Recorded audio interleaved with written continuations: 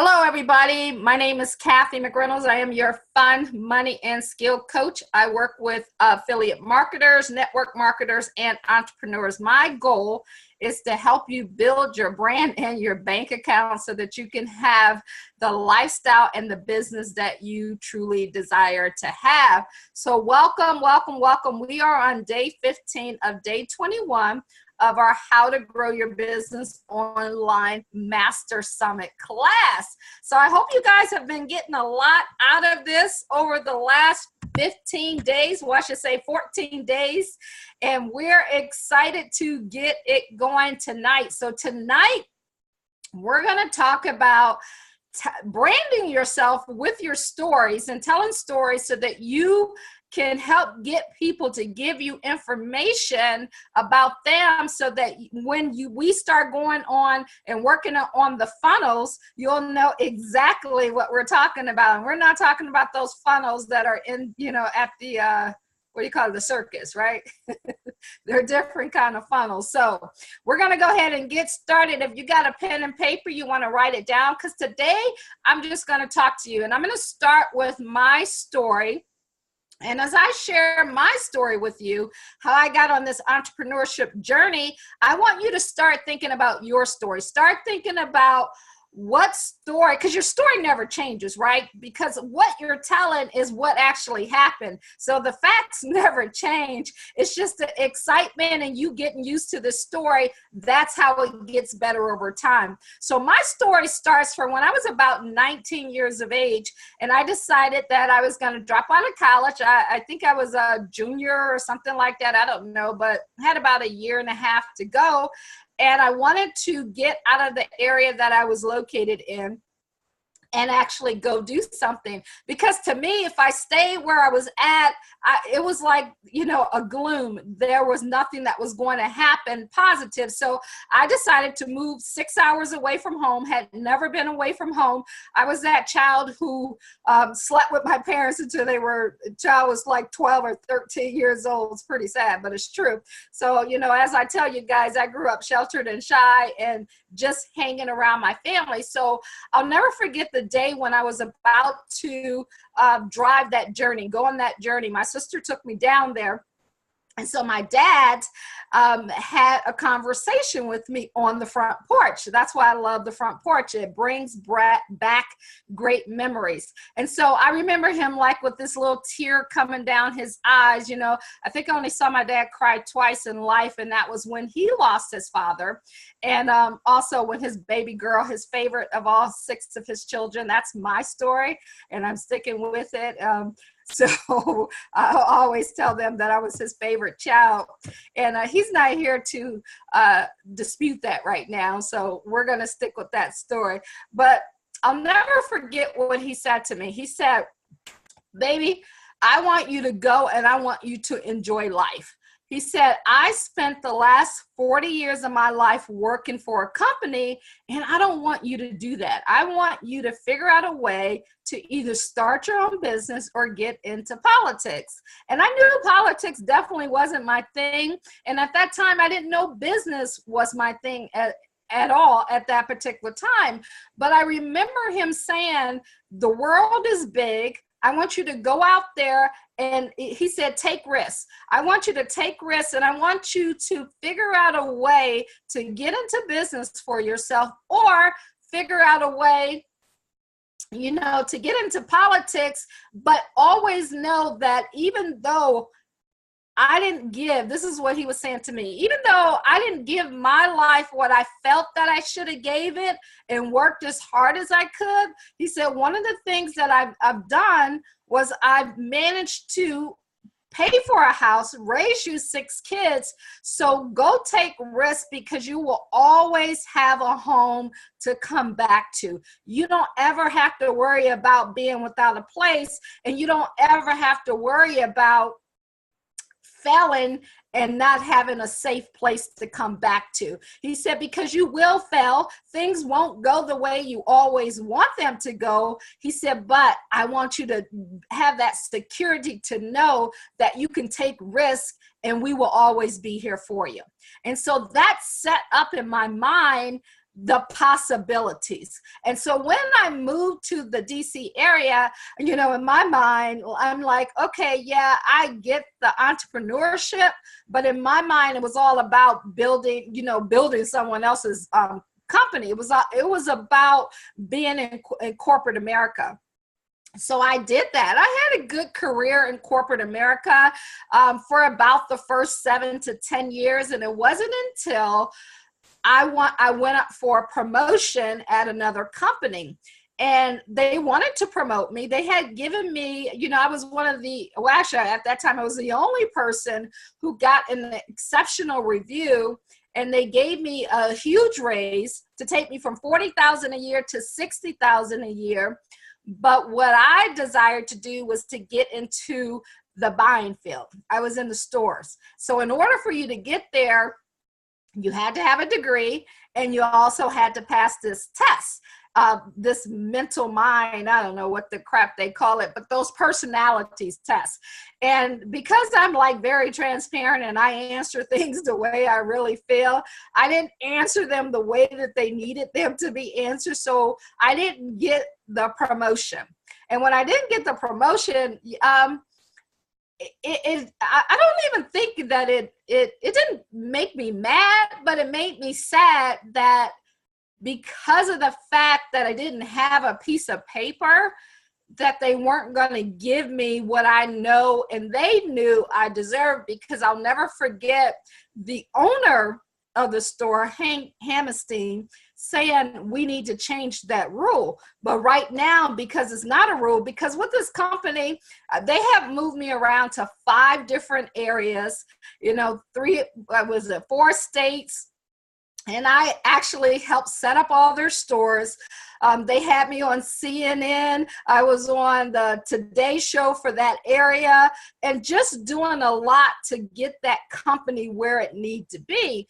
And they had rules. And so in the meantime, someone had came to me and had started talking to me about a multi-level marketing business, which I didn't know it was at that time. And because I felt stagnant, I'm like, I'm going to go and I'm going to see what it was about. And it was happened to be on a Monday as well. So I went that Monday and I listened to them. And at this time, my dad had passed away. And I remember, you know, that the insurance people had completely did him wrong, and they didn't do what was right by him. So this meeting began to educate me on finances and money and how it worked.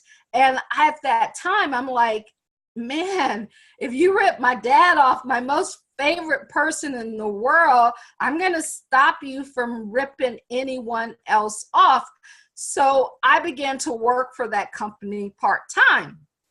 And about 3.5 months in, I got a new supervisor. So mind you, for the last 5 years, I had received excellent reviews, top raises, and they hired this girl who was like in her 20s, and I think I'm 32 at this point. They hired her to do the job because she had a degree that they wouldn't hire me for. And I remember she gave me a review, and it was a bad review. And I had never in my life gotten a bad review. Now, so I do, you know, sometimes I'm crazy, right? We all do crazy things, but I'll never forget when she gave me the review. First of all, I'm looking at her in shock, like, what? Like, what are you doing? And she wanted things to be done the way that they did them in school. Well, we were running the top stores. We were in Boston at that time. No, actually, I was in Pittsburgh. And I'm like, but that's not how things are done. So when she gave me the review, I just looked at it and I said, you know what? This is what I think of this review. So here's the paper. And I actually took her review and I did like this, and I did like that, and I did like this. I know that was wrong. Okay, it's probably immature, but I did it. I ripped up the review and I gave it to her. And I said, this is what I think of your review. And she's like, oh, I can't believe you did that. I'm going to tell the owners on you and the personnel. I'm like, I don't care. Tell whoever you want to tell. And so she did. And to my credit, the owner said to her, the only reason she doesn't have that position is because we have this dumb policy. And this policy is preventing her from having that. So instead of you coming in and trying to tell her what to do, even though you are her supervisor, you can learn. And at that point, I realized that I am psychologically unemployable. I don't need to work for anyone because I should be working for myself. And after 4 months of working in a business that I knew nothing about, I left my job, $60,000 a year salary, and I started my own business. And my family thought I had lost my mind. You're leaving that good job. You're leaving those great benefits. But I knew, and I heard my dad's voice saying to me, you were meant to do something great. Go out there and take risks. Go out there and do the things, create your own business, create your own life. So that year, I did it. And it's been 20 years with the exception of 1 year in 2008 when everything crashed. That's when, I've been working for myself ever since then. Good years, bad years. But guess what? I still have that mindset that I can always go back home to my mom and dad's house if I need to, because it's there. But I'm not, right? I'm not going to do that. So that's what got me started on my journey. And I don't know what it is for you. I don't know what's inside of you that's going to make you want to do something different, to take that plunge, to know that you have greatness in you, that you're able to start your own business, whether you start it part-time like I did or full-time. But I know somebody out there can relate to someone not appreciating them for the work that they do on their job, for putting in hours upon hours upon hours only to get a 1 to 3% raise, missing your holidays, your birthdays, your Christmas, and your family time because an employer tells you you have to be somewhere at a certain time. I know that there's a supervisor out there for someone who didn't appreciate them, and you wanted to do something. Just don't rip up reviews. I mean, you can. Who cares? Rip them up. See, rip them up. You can do whatever you decide to do. But I know that there's somebody out there who can relate to what I'm talking about. And if you have that feeling inside of you that you want to do something for yourself and change your life, you can. And if you want to do that online, it starts with building your brand and doing the things that you need to do. Can you hand me some tissue? my nose is starting to run here. It's hot or something in here. My niece is over here. Like, I'm on them on the broadcast. Like, hey, that's being authentic, right? Yeah, we're recording this, okay?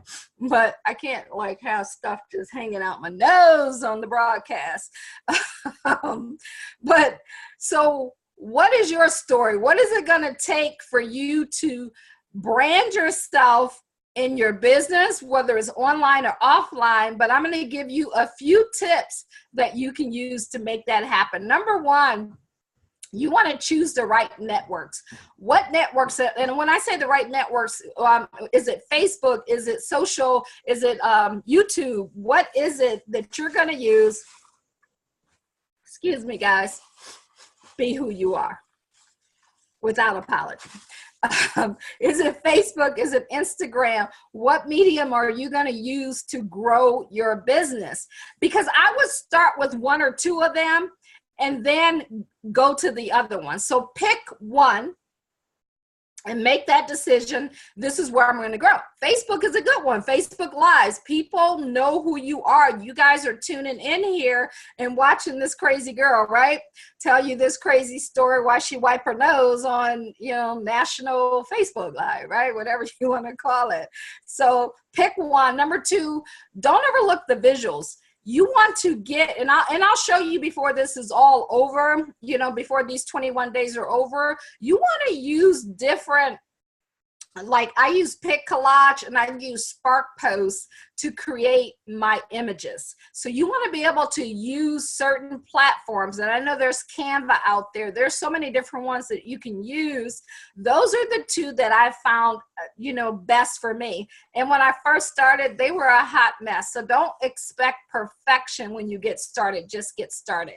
So don't overlook branding. Look at what you put on your page. And I know we talked about this before, but I was talking to someone and I asked them what was their favorite TV channel, and they said sci-fi. So I said, imagine if you go on sci-fi and all of a sudden they're playing a romantic comedy. You're gonna be like, what are they doing?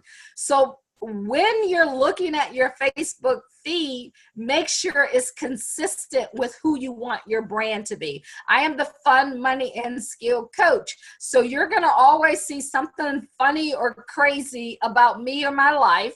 You're going to see me traveling and doing those things. I'm going to teach you about money because that's been my career for the last 20 years. Hey, Ben.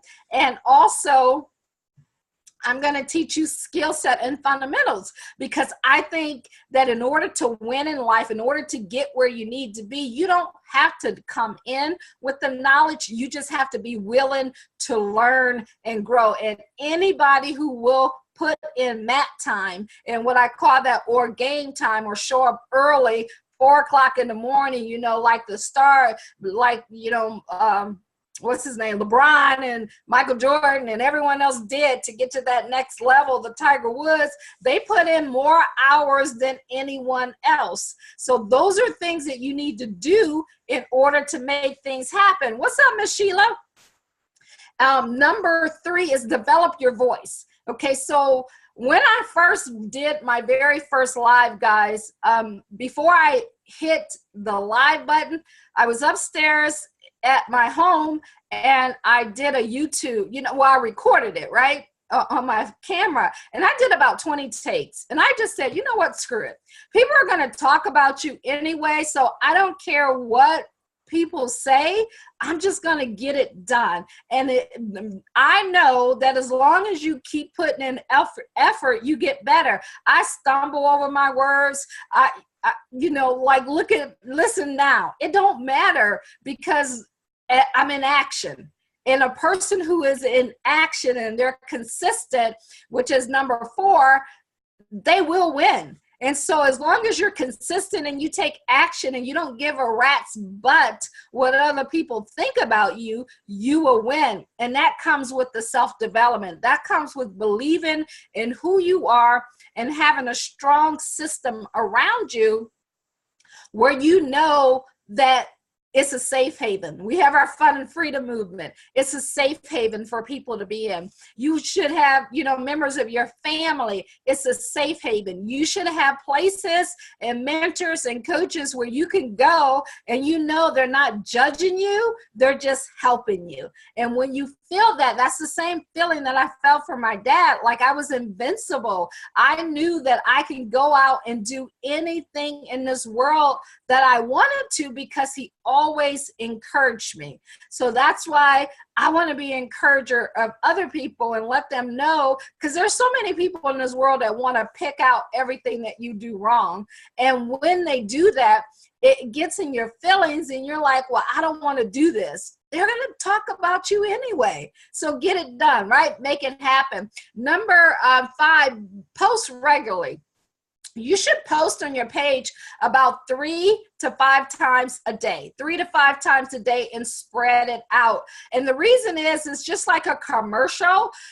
When you're doing a commercial, when you're watching TV, the same commercials pop up. You see the exact same things over and over again. So you want to make sure that you're posting regularly so people get to know who you are. They see if you're authentic. They see if you're crazy, if you're likable. If people like you and trust you, eventually they will buy from you. Sometimes, you know, if it's something they want that's of more value, they don't even care, but it really helps if you have that likability factor. Number 6, connect with other influencers. You want to find other people who are winning at the level that you desire to win at, and you want to connect with them. You want to get them to see how you can help them grow their business, increase their income, and contribute to their platform. Because when you're contributing to their platform, it's going to help them grow. They're going to notice it, and then they're going to want to turn around and help you grow. So are you sharing their broadcast? Are you answering questions when they don't have time to answer those questions when people post them in the groups? Are you giving more than you're receiving? That's the key. Are you giving more than you're receiving? And then number 7, your profile and your bio on Facebook or anything that you're on, is it clear? Does people know who you are? Do they know what you represent? Do they have an idea when they go to your bio? Will it give them a description to say, oh, I was just looking for that and I want more? I want to know more. So guys, I hope that brought you value. If you're on here and you have questions about branding and getting yourself out there of what we talked about today, let me know. I'm looking at the comments now so I can answer any questions that you have. And the reason why I wanted to go in this today is because tomorrow I'm going to get into the technical side of it. I'm going to actually get on and show you one of the funnels that we use so that you can put your information and your story in so that people can then give you some information so that they can get some information. But just like you, if someone's asking you for something, what's the first thing you do? You go check out their profile. You go check out their page. So if their page is full of crap and all this negative stuff, you don't want to do business with them. So go check here's your homework for tonight. Go check your page, go check your bios, any place you on social media. Now, I wouldn't go back, years and try to delete everything. But starting today, and I would probably even go back like a week or two, make sure that your profile is representing who you want to become or who you are. Because if not, then change it. You get a chance to change it, because just like you check out other people's profiles, they're going to check out yours. So are there any questions? Any questions? Any questions? All right, let me see what we have here. I think I already said, but I'm going to go down. Hey, Kenny. Hey, Bonnie. What's up, Tanya? Kenny always called me Big C because I'm always trying to rap. Biggie C. I like that nickname. What's happening, Charles?